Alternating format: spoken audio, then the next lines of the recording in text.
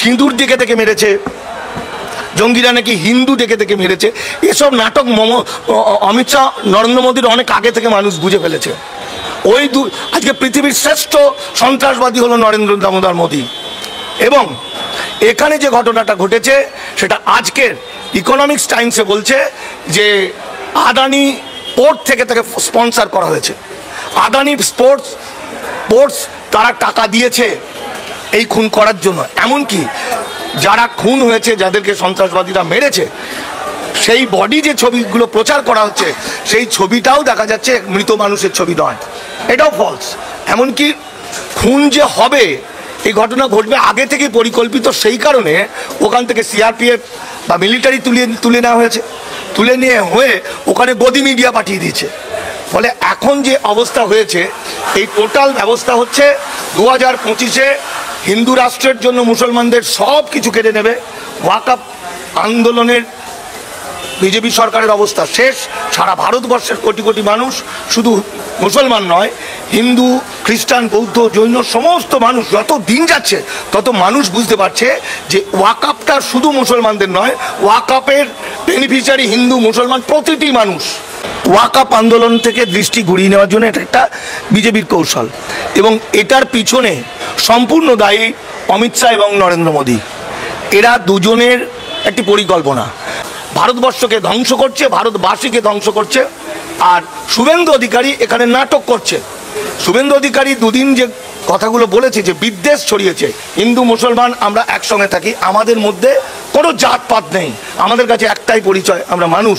সেই জায়গায় শুভেন্দু অধিকারী আমার মুসলিম ভাইদের যেভাবে বিপদের মুখে ফেলেছে, যেভাবে মুসলিমদের হত্যা করার ইঙ্গিত দেওয়া হয়েছে, বলা হয়েছে, তার পরিণতিতে আজকের ঘটনা যেটা জানা গেল, কল্যাণী বিধান কৃষি বিশ্ববিদ্যালয়ের একদম নোটিশ বোর্ডে লাগিয়ে দেওয়া হয়েছে মুসলমান আর কুকুরদের অ্যালাউ নেই। এটা কল্পনা করা যায় না। এমনকি শুভেন্দু অধিকারী ঘোষণা করেছে যে বারুইপুরে দুটো কাশ্মীরি তারা নাকি আশ্রয় নিয়েছে সন্ত্রাসবাদী। এত বড় সাহস! ফলে শুভেন্দু অধিকারীর এখন যা অবস্থা, আমি একটি হরিদাস পাল মানিক ফকির গত কয়েকদিন আগে শুভেন্দু অধিকারী প্রেস কনফারেন্স করে বলেছিল, আমি নাকি 50,000 লোক নিয়ে গিয়ে মুর্শিদাবাদে দাঙ্গা লাগিয়েছি, আগুন লাগিয়েছি, এবং আমার বিরুদ্ধে ওরা এনআইএ করছে, এফআইআর করেছে, আমার কিন্তু কিছুই হয়নি। অর্থাৎ টোটালটাই মিথ্যা কথা। তাহলে যে সমস্ত হিন্দু ভাইরা এখন শুভেন্দুর কথাই নাচছেন, তাদের কপালে খুব কষ্ট আছে। একদিন যেদিন তারা জ্ঞান ফিরবে তাদের, সেদিন আর তাদের কিছু করার নেই। আর আমাদের একটা কুকুর যদি পাগল হয়ে যায়, কি করে মানুষ? কুকুরটার অনেক মানুষকে কামড়ায়, প্রচুর মানুষের জলাতঙ্ক হয়, প্রচুর মানুষের মৃত্যু হয়। ফলে কর্পোরেশন থেকে ওই কুকুর ধরার জন্য লোক যায়, কুকুরকে ধরে। আমাদের উচিত গুলি করে মেরে দেওয়া শুভেন্দু অধিকারী, মারো, যে এই ভারতবাসীকে, ভারতবর্ষের গণতন্ত্রকে ধ্বংস করবে। বাংলায় দাঙ্গা শুরু হয়ে যাবে। আর এই দাঙ্গাটা যদি হয়, দাঙ্গা থামানোর জন্য আগে শুভেন্দুকে সরাতে হবে। প্রধানমন্ত্রী কিছু লাশ চাইছিল, সেই লাশটা তাদের দিল, আমার ভারতবাসীকে লাশ দিল। এমনকি এই যে শুভেন্দু অধিকারী কি বলছে, আমি প্রধানমন্ত্রী নরেন্দ্র মোদীর বাচ্চা। তো নরেন্দ্র মোদীকে ইন্টারনেট খুললে দেখা যাবে পৃথিবীর সবচেয়ে বড় সন্ত্রাসবাদী, এবং গোধরা কাণ্ডে যে প্রচুর মানুষকে হত্যা করেছে বলে শোনা যায়। তাহলে তার বাচ্চা যদি হয়, শুভেন্দু অধিকারীর মতো একই জিনিস তো হবে। যে বাংলার, আমি ভারতবর্ষের কোথায় কি হচ্ছে অত বড় করে এখন ভাবতে চাইছি না ভাই, অত ক্ষমতা নেই। আমি বাঙালি, আমি বাংলাটা জানি। আমার বাংলা হিন্দু, মুসলমান, খ্রিস্টান, বৌদ্ধ, আমরা একটা পরিবার।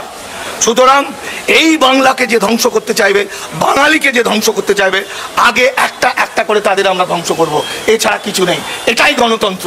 গণতন্ত্র এটা আমাদের শিখিয়েছে যে আমাদের যখন আত্মরক্ষার প্রয়োজন করবে, আমাদের ইসলাম শিখিয়েছেন আমার শত্রুও আমার বন্ধু হতে পারে, শত্রুর বিরুদ্ধেও আমি তার খারাপ কিছু ভাববো না। কিন্তু যখন আমাদের পিঠ থেকে যাবে, আত্মরক্ষার জন্য শত্রুকে ফিনিশ করে দিতে হবে। শুভেন্দু অধিকারী বাংলা এবং বাঙালি জাতি এবং ভারতবাসীর শত্রু, আমার কাশ্মীরি ভাইদের শত্রু। যে কাশ্মীরি ভাইরা আমাদের পর্যটকদের বুক দিয়ে আগলে রেখেছে, যে কাশ্মীরি ভাইরা দিনের পর দিন অত্যাচার সহ্য করে আছে, তাদেরকে তাদের আজকে ব্যবসা বাণিজ্য সব নষ্ট করে দিল।